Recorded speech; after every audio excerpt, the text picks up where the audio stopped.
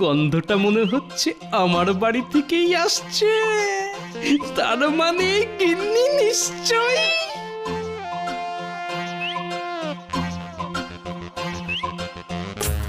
গিন্নি, গিন্নি, আমি এসে গেছি।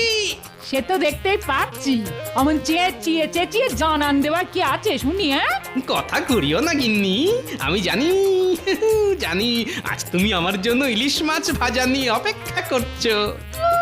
কত শখ।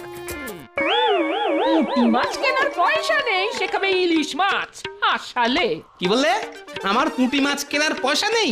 ঠিকই তো বলেছি। আগে তুমি প্রতিদিন মহারাজের কাছ থেকে পুরস্কার পেয়ে থলি থলি মোহর ঘরে আনতে। এখন মোহর কেন, ফুটো পয়সাও তো ঘরে আনার নাম নেই। হ্যাঁ, তোমার বুদ্ধিতে জং ধরেছে, এই বলে দিলুম। কিন্তু আমি যে আজ বাড়ি ফেরার পথে ইলিশ মাছ ভাজার গন্ধ